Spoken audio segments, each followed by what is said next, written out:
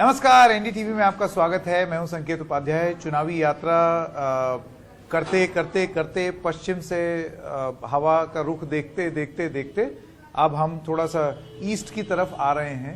अलग अलग शहरों में और खबर करने के साथ साथ जो उस शहर का, कस्बे का युवा वर्ग है, उसके दिल में क्या है ये जानना बहुत जरूरी है। और इसमें थोड़ी सी खास रुचि भी है हम लोगों की। एक तो थोड़ा सा खुद भी यंग महसूस करते हैं जब यंग लोगों के साथ रहें। तो आप सब लोगों का बहुत बहुत स्वागत एनडीटीवी में।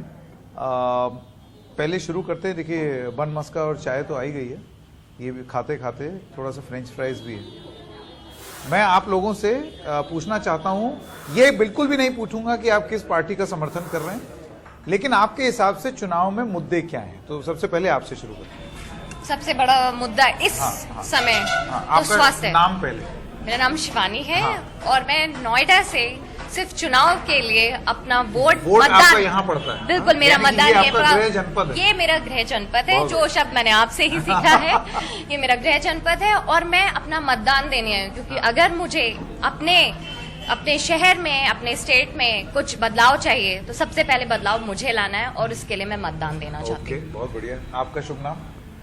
मेरा नाम ऐश्वर्या है। मैं फर्स्ट टाइम वोटर हूँ। First time voter, okay. मैं फर्स्ट टाइम वोटर हूँ। तो मेरे हिसाब से जो मेन वो होने चाहिए टॉपिक्स इस बार, वो होने चाहिए एजुकेशन और हेल्थ पे, क्योंकि हमने कोविड में बहुत ज़्यादा हेल्थ को लेके देखा कि बहुत ज़्यादा दिक्कत हो रही थी हमें। तो एजुकेशन भी बहुत सफ़र किया बच्चों ने। जो विलेज एरिया के बच्चे हैं वो एजुकेशन में बहुत सफ़र कर रहे थे। तो मेरे हिसाब से एजुकेशन और हेल्थ बेसिक टॉपिक्स होना चाहिए। आपके हिसाब से? आप भी फर्स्ट टाइम वोटर? शुभ नाम? मेरा नाम प्रगति प्रकाश है और मेरे लिए भी एजुकेशन सिस्टम जो है वो पहला एक वो होना चाहिए कि उस पर ज़्यादा ध्यान दिया जाए, जो कि बिल्कुल नहीं दिया जा रहा है इस वक्त और पिछले 2 साल से। मेरा नाम प्रखर है। मैं यहीं प्रयागराज से बिलोंग करता हूँ। मैं इस बार पहली बार वोट करूँगा, तो मैं मैनिफेस्टो इस बार गवर्नमेंट, जो भी अपकमिंग गवर्नमेंट होगी, उससे ये चाहता हूँ कि वो थोड़ा सा डेवलपमेंट को स्टॉप करके एजुकेशन पे फोकस करे। जैसे कि इलाहाबाद यूनिवर्सिटी है, एक टाइम पे कहते हैं बहुत टॉप 3 में आती थी, टॉप 2 में आती थी, बट धीरे धीरे वो उसकी एजुकेशन जो दी जा रही है वो कम हो रही है। 60 to 70% पीपल वहाँ जो आ रहे हैं वो पॉलिटिकल और एक एजेंडा लेके आ रहे हैं पॉलिटिकल्स का। अच्छा जी। आपका? मेरा नाम चंद्र प्रकाश पाल है और मेरा होम टाउन भदोही डिस्ट्रिक्ट है और मैं यहाँ पे मेडिकल की तैयारी कर रहा हूँ प्रयागराज में। और मैं एजुकेशन को और हेल्थ को जो है इस चीज़ के डेवलपमेंट में जो है मैं आगे मतलब रखना चाहता हूँ, क्योंकि बीजेपी ने मैं आपसे जानना चाहता हूँ, क्या यही चुनाव में मतदान करने का आपके लिए आधार भी होगा? क्योंकि देखिए, उत्तर प्रदेश के बारे में कहा जाता है, पिछले अगर आप जैसे 3 बार का इतिहास देख लें, 2007 में मायावती आई, उन्होंने बोला ये देखो एक्सप्रेसवे, ये यूनिवर्सिटी, ये बनाया, वो बनाया, बेचारी 2012 में हार गई। 2012 में अखिलेश आए, उन्होंने भी बोला देखो हमने ये बनाया, वो बनाया, हम एक्सप्रेसवे लखनऊ तक ले आए, ये बिल्डिंग बनाई, वो बनाई, ये एजुकेशनल इंस्टीट्यूट, वो भी हार गए। अब वही चीज ये सरकार कर रही है। इसका मतलब ये है कि सिर्फ विकास की बात करने वाला तो यूपी में नहीं जीत रहा है भैया, तो यानी कि कुछ और फैक्टर है। तो आपके लिए फैक्टर विकास प्लस है या मुझे सिर्फ विकास? सर, जो टैक्स का पैसा जिस तरह से यूज नहीं सही हो पा रहा है यूपी में, क्योंकि जिस तरह से अरविंद केजरीवाल दिल्ली के एज अ सीएम उन्होंने टैक्स का पैसा यूज किया है जिस तरह से दिल्ली में।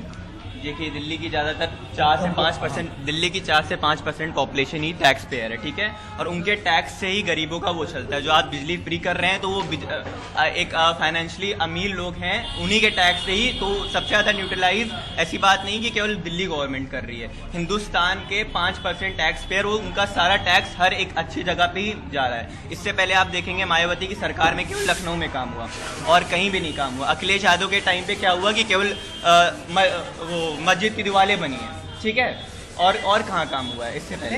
अरविंद केजरीवाल ने जिस एक एग्जाम्पल दिया है सर कि इस तरह से ऐसा काम हो सकता है कि टैक्स का पैसा, क्योंकि टैक्स से पैसा कम नहीं होता, टैक्स से पैसे बहुत पैसे आते हैं। हाँ। जिससे हमारे अब उन्होंने सीधा साधा एग्जाम्पल दिया है, जिस तरह उन्होंने दिल्ली में गवर्नमेंट स्कूल, अस्पताल। वो बात सही है, लेकिन उनके ऊपर आरोप ये भी लगा, इधर दे दीजिए, उन लोगों के उनके ऊपर आरोप ये भी लगा है कि वो उन्होंने बहुत सारा पैसा जो है वो एड और होर्डिंग में उड़ा दिया। इससे पहले की चर्चा जारी रखें भाई, सब लोग एक एक चाय उठा लें। मेरी एक तो हो चुकी है, एक और मैं पीऊंगा। आप लीजिए।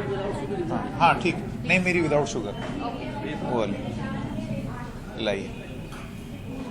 डायबिटीज नहीं है मुझे, लेकिन विदाउट शुगर। हाँ। अब मैं आपके पास आना चाहता हूँ, आपका शुभ नाम, मुद्दे क्या हों? मेरा नाम प्रबल प्रताप है, मैं एक विधि छात्र हूँ। जहाँ तक मुद्दे यहाँ ये होंगे, मुद्दे मैं ये चाहता हूँ कि यहाँ डेवलपमेंट की बात हो in terms of what, in terms of education system, in terms of job opportunities, in terms of prices related to oils and other necessities. यहाँ मुद्दे मंदिर और गाय नहीं होना चाहिए जो इन्होंने बना के रखा हुआ है गवर्नमेंट की बात। दूसरी बात, जहां तक टैक्स पेयर्स की बात है, जनरेशन की बात है, खजाने की, इस देश के या फिर स्टेट के, आप हमें नौकरी दीजिए, हम कमाएंगे पैसे तभी तो टैक्स पे करेंगे। यहाँ पे आप हमें नौकरी नहीं दे रहे। यहाँ पे उत्तर प्रदेश में ऐसे कितने लोग होंगे जो जिनकी इनकम 4 से 5 लाख रुपए होगी? कोई नहीं। पर देखिए, सरकार का ये कहना है, सरकार ने जो बोला, आपसे मैं जानना चाहता हूं, आपका शुभ नाम, आप भी मेरे ख्याल फर्स्ट टाइम वोटर हैं। इससे पहले कि आप जवाब दें, देखिए सरकार ने ये जो कह रहे थे कि माहौल बनाइए, यहाँ पर नौकरियां हो तो हम और टैक्स देंगे, सरकार का ये कहना है कि उससे सबसे पहली चीज जो होनी चाहिए वो है कानून व्यवस्था। शांति रहेगी तभी तो विकास होगा। तो वो कह रहे हैं हमने 5 साल में शांति का माहौल बनाया, अब नेक्स्ट 5 साल में हम और नए प्रॉमिस करेंगे। सर, जो कथित तौर पे सरकार का दावा है शांति व्यवस्था का, कानून व्यवस्था का, मैं माफी चाहता हूँ, वो इस तरह का हो कि यूपी की लेंथ और ब्रेथ तक वो फैले और जो भी डेवलपमेंट है वो नोएडा तक ही ना रुक जाए। अच्छा। हाँ। तो बहुत बड़ी बात। हाँ, देखिए, मतलब सारा विकास जो है वो नोएडा तक रुक जाता है। ऐसा ना हो, मतलब मैं ये ऐसा चाहता ना हूं, हो। ऐसा हाँ। ना हो। हाँ। पास्ट में ऐसा हुआ है, माजी में आप देखें तो ऐसा हुआ है जरूर, लेकिन हमें अगर बदलाव लाना है तो, क्योंकि परसों ही हमें वोट डालना है, तो हमें ये रिकंसिडर करने की जरूरत है हम किन मुद्दों पे वोट डाल रहे हैं। अगर हमारा मुद्दा मंदिर, मस्जिद, गाय, भैंस, सांड ही रहेगा तो फिर मुझे नहीं लगता हम लोग तरक्की के पथ पर अग्रसर हो पाएंगे। क्योंकि देखिए, सांड तो एक बात मैं बता दूं, गांव-गांव होके आए हूं, बहुत बड़ा मुद्दा है भाई। बहुत बड़ा। किसानों, वो जो किसान हैं उनकी पूरी फसल खा जाता है जी, बहुत बहुत बड़ा मुद्दा है। मैं उस संदर्भ में नहीं कह रहा था। हाँ, मैं समझ गया। हाँ, उसके ऊपर हो रही राजनीति के ऊपर है।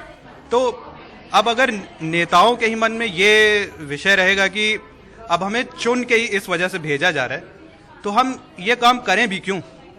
तो एक ये वजह हो सकती है कि यूपी आज भी जितने भी सूचकांक होते हैं उसमें इतनी निचले स्तर पे होता है वो, मतलब इतने क्या कहते हैं, बाकी स्टेट से इंस्पिरेशन ले सकते हैं, जैसे महाराष्ट्र हुआ, कर्नाटक हुआ, दिल्ली हुआ। हाँ ठीक है, वहाँ क्या कहते हैं, एक जनरेशनल थी, वहाँ पे इंडस्ट्रीज वहाँ पे पहले से थी, लेकिन सिर्फ बातों पे नहीं, सिर्फ कागजों पे नहीं, अब जरूरत है कि ये असली में। पर मैं आपसे एक सवाल पूछूं, देखिए, आप अगर आपको ये लगता है कि एक कोई ऐसी सरकार है जो कि इस फ्रंट पर काम नहीं कर रही है, या फिर वो एक इस किस्म की राजनीति करती है जो कि जाति पर आधारित है, धर्म पर आधारित है, तो फिर कौन सी ऐसी पार्टी है जो ये नहीं कर रही है? ये भी तो एक सवाल है। ये तो वही बात हो गया कि मैं एंड्रॉइड का फोन इस्तेमाल करूं या आईफोन इस्तेमाल करूं, फोन तो दोनों ही कर रहे हैं, तो आप कोई भी इस्तेमाल करें, अल्टीमेटली पार्टियां कर वही रही हैं। सर, पिछले चुनाव में 2017 में भाजपा को इसलिए चुन के लाया गया था क्योंकि लोगों को वो बेहतर ऑल्टरनेटिव लगे बाकी पार्टीज से। तो अगर ऐसे में अब वो हर चीज में एक कंपैरिजन क्रिएट करेंगे कि मतलब हम लोगों ने अपनी गलतियां छुपाने के लिए कि पहले तो और बदतर थी चीजें, तो आपको तो लाया ही इसीलिए गया था ना, आपको तो चुना इसलिए गया था क्योंकि आप बेहतर थे, तो अब आप तब पे भी ये बात करेंगे तो वो जायज नहीं है ना। सवाल भी तो हम हमेशा अपनी रूलिंग पार्टी से पूछेंगे ना, जो सत्ता में है, कि हम उससे पूछे बड़ी जो बात आई नहीं आई। सवाल आप सत्ता में हो तो आप किससे जवाब दोगे, आपके पास यही जवाब है, आप क्या किया करते थे। अरे ये कौन सी बात है? आपसे सवाल पूछेंगे, आप हमारी गवर्नमेंट हो, ये आप ऐसा नहीं इनकी तरफ देख के क्यों बोल रहे हैं? आप सिर्फ अपने ही नहीं। आता हूं, वापस आता हूं। हाँ, आप ये देखिए, ये एक जरूरी बात बोली गई। आपको लगता है एक माहौल ऐसा बना कि सारे लोकतंत्र को मजबूत करने के लिए सारे सवाल विपक्ष से पूछे जा रहे हैं, कड़े सवाल विपक्ष से पूछे जा रहे हैं। ये एक स्टेट का इशू नहीं है। हाँ। या स्टेट का एक माहौल नहीं है, ये पूरे देश का है और इंटरनेशनल लेवल पे भी यही हो रहा है।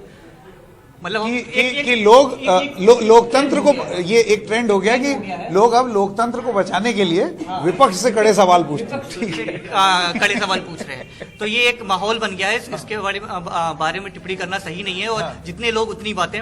और मैं पर्यटन से जुड़ा हुआ हूँ, और पर्यटन की बात आप क्या करते हैं? मैं एक एंटरप्रेन्योर हूँ, मैं इलाहाबाद बेस्ड टूर कंपनी चलाता हूँ, और मेरा फिर आप यंग नहीं है? I'm 27, मैंने अपनी कंपनी। अच्छा चलिए, 27 तो यंग हूँ। मैंने अपना MBA किया है ग्वालियर से, from Indian institute of travel and tourism. और मैंने अपना MBA करने के बाद मुझे लगा कि इलाहाबाद को उसका ड्यू मिलना चाहिए, और इलाहाबाद बहुत ही प्रयागराज नहीं बोल रहा है यहाँ पर कोई, मैं देख रहा हूँ तब से सब इलाहाबाद इलाहाबाद चल रहा है। To put it in perspective मैं आपको बताऊं, इलाहाबाद इतिहास है और प्रयाग एक यज्ञ है। अरे बाप रे, ये थोड़ा जरा एक सब लोग, इन्होंने जो बोला इलाहाबाद एक इतिहास है, प्रयाग एक यज्ञ है, और प्रयाग एक यज्ञ है। आप इससे सहमत हैं? सबके सब कौन सहमत है? बड़ा मिला जुला सा रिस्पॉन्स है। खैर, कंट्रोवर्शियल बात नहीं करनी। मैं इसको थोड़ा एक्सप्लेन कर दूं।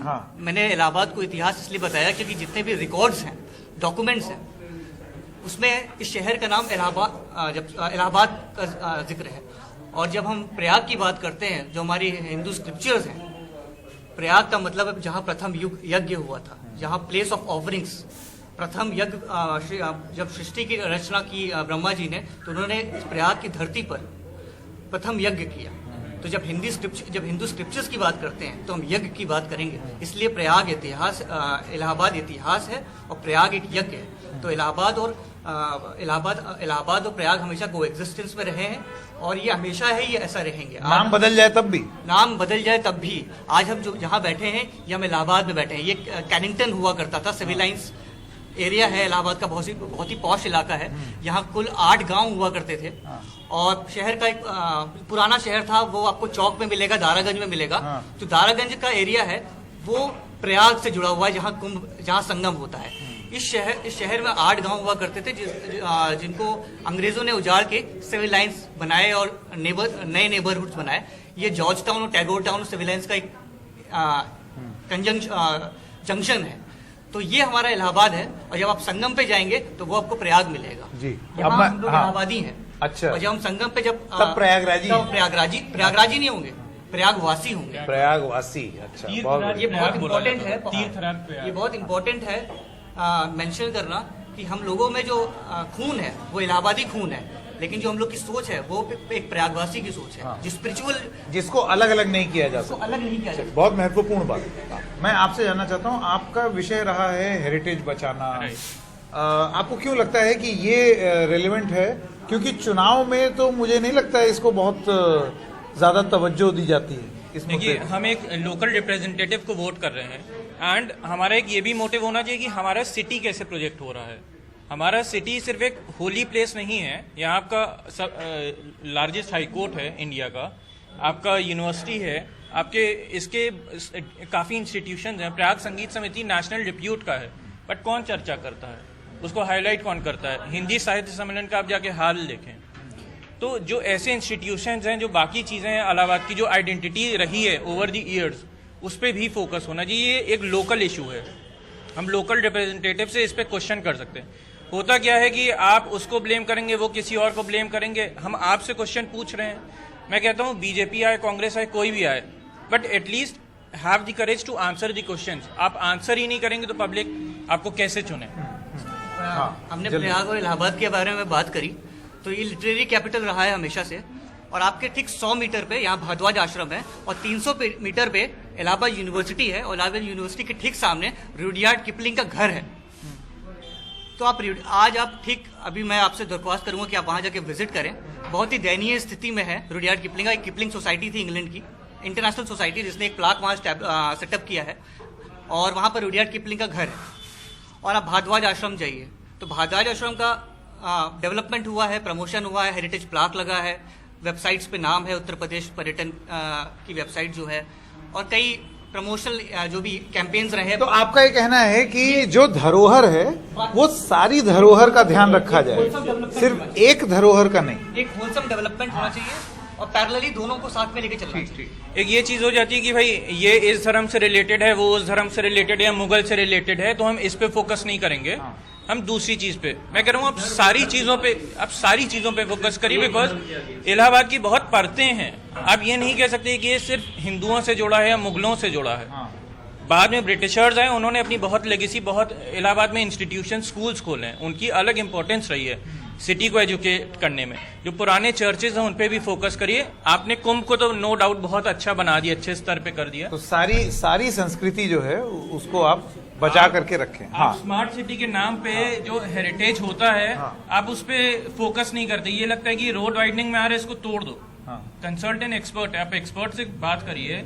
वडोदरा में, सूरत में बहुत एग्जांपल्स मिलेंगे जहाँ हेरिटेज भी बचा है, सिटी का डेवलपमेंट भी हुआ है। मुंबई बहुत एक सड़क चौड़ीकरण के चक्कर में आप सब कुछ एकदम तोड़ते हुए ना चले जाए। हेरिटेज को मत बिगाड़िए। और मुंबई बहुत अच्छा एग्जाम्पल है, यहाँ पब्लिक पार्टिसिपेशन से चीजें बची हैं, हाईलाइट हुई। ठीक है। अब इस तरफ आता हूँ। हाँ, आपने सुना, मैं आपसे ये जानना चाहता हूँ कि बहुत सारी बातें जो बोली जा रही थी वो आपकी तरफ देख करके बोली जा रही थी, जैसे कि आप सरकार हैं। क्या है ना, उन्होंने जवाब मुद्दा दे तो दीजिए। बहुत अच्छा रेस किया कि सब नोएडा में होता है। तो जब मायावती जी की सरकार थी, बहुत कुछ सिर्फ लखनऊ में होता था। अखिलेश यादव की सरकार थी तो बहुत कुछ सिर्फ लखनऊ में होता था। तो क्या सिर्फ उन्हें वहीं तक करना था क्योंकि वो उत्तर प्रदेश का कैपिटल था? नोएडा को स्पेशल इकोनॉमिक जोन बना, बिल्कुल स्पेशल इकोनॉमिक जोन बनाए क्योंकि हम कैपिटल के बगल में हैं और हमारे पास बिल्कुल जेवर एयरपोर्ट आ रहा है, 5 सालों में बन के खड़ा हो जाएगा। इकिया का इतना बड़ा स्टोर आ रहा है, पर क्या आप ये देख रहे हैं कि वो भी अपनी पूरी कोशिश कर रहे हैं कि बड़ी बड़ी फैक्ट्रीज आए, एम्प्लॉयमेंट बढ़े। कहीं ना कहीं हर आदमी छोटे शहर से निकल के बाहर का एक एक्सपोजर चाहता है और वो दे रहे हैं। आगरा जैसे शहर में एक बड़ी इंग्लिश फुटवेयर कंपनी आती है और अपने आप को स्टैब्लिश करे, क्या ये एम्प्लॉयमेंट का तरीका नहीं है? क्या वो एम्प्लॉयमेंट नहीं रहा है? क्या कानपुर हमेशा से इंडस्ट्रियल सीट नहीं रहा है? क्या इलाहाबाद हमेशा से सीट ऑफ गवर्नेंस और स्पिरिचुअलिटी नहीं रहा है, या बनारस नहीं रहा है? तो हर चीज धीरे धीरे होती है। बहुत छोटा सा एग्जाम्पल है, धीरू भाई अंबानी का एक सपना था कि हर देशवासी के हाथ में एक फोन हो, पर उन्होंने वो सपना शुरू किया तो शायद वो कहीं मुंबई दिल्ली से शुरू हुआ होगा। आज 10 साल 20 साल के अंतराल में आज सबके पास एक जियो फोन है। हर समय, हर किसी डेवलपमेंट के लिए, प्रोग्रेस के लिए कुछ वक्त लगता है। सरकार को आपने 5 साल दिए, उसके 5 साल दिए, उन्होंने काम किया। बात ये है कि सिर्फ जियो ही फोन है, हमारे पास दूसरे ऑप्शंस नहीं है। जितने भी आपका यूनिनॉर था, आइडिया था, दे हैव इवैपोरेटेड। मतलब ऐसा ना सपना देखो कि अगले का सपना चकनाचूर हो जाए। ठीक, मतलब जो सरकारी है वो भी कोलैप्स। हाँ, एक कुछ ठीक, कुछ समय क्योंकि अब कम है तो जल्दी जल्दी आप अपनी बात कह रहे हैं, आप और उसको। हम लोग एक्सपोजर की बात कर रहे हैं, तो हम लोग बाहर जाके ये एक्सपोजर क्यों ले रहे हैं? अगर इलाहाबाद में हमें वो एक्सपोजर मिले तो वो हम लोग के लिए ज्यादा अच्छा है। तो जो भी हम लोग बाहर जाके नौकरी कर रहे हैं, जो फैक्ट्रीज बाहर आ रही है वो इलाहाबाद में क्यों नहीं आ रही है, या हमारे प्रयागराज में क्यों नहीं आ रही है? ऐसा माहौल क्यों नहीं है? हाँ, ऐसा माहौल क्यों नहीं है हमारे प्रयागराज? यहाँ पे कुछ नहीं है, सिर्फ वो मंदिर, अपने मंदिर पे ध्यान देते हैं, और एजुकेशन सिस्टम को तो पूरी तरीके से उन्होंने खराब कर दिया है मेरे हिसाब से। बिल्कुल जैसे कि इन्होंने कहा जॉब्स इंटरप्रेन्योर्स देते हैं, गवर्नमेंट नहीं देती। गवर्नमेंट सरकारी जॉब देगी, जैसे कि वो इंटरप्रेन्योर तो सरकारी जॉब ही तो दे। एक सवाल ये भी है कि कहाँ सरकारी जॉब दे? पहले के पढ़े हुए उनके पास जो डिग्री, कितने तो लोग खरीद के लिए। ये इस सिटी की आप जानिए ना, कहते लोग बहुत ज्यादा पढ़े लिखे पहले के नहीं थे, जो पढ़ रहे हैं वो अब अच्छे से पढ़ रहे हैं। एजुकेशन थोड़ी डेवलप हो रही है ना, आपने 5 साल दिया है, उन्होंने कहा टूरिज्म वो कहते हैं वो हेरिटेज नहीं डेवलप हो रहा। अरे जब हिंदुस्तान में है तो पहले हिंदुत्व बढ़ाएंगे ना, बाकी चीजें जो है वो बढ़ती रहेगी ना। 3 ही साल हुआ है ना अभी। इधर लाइए, आपने जो है वो एक ऐसी बात की है जिसपे तुरंत बहुत तीखी टिप्पणी आएगी। हिंदुस्तान एक ऐसा देश है जहां पर सब धर्मों को, और ये कोई भी पार्टी है एटलीस्ट मुंह पर तो यही बोलते हैं कि हर धर्म जो है वो उतना ही जरूरी है, कोई एक धर्म का देश नहीं है। तो किसी भी एक चीज को प्रमोट करना और अगले को नहीं प्रमोट करना, ये भयंकर रूप से विवादास्पद है। और यही चीज यहाँ पर बोली जा रही थी। तो ये एक ऐसा ट्रिकी सब्जेक्ट है ना, ये जरा हम समेट नहीं पाएंगे इतने कम समय में।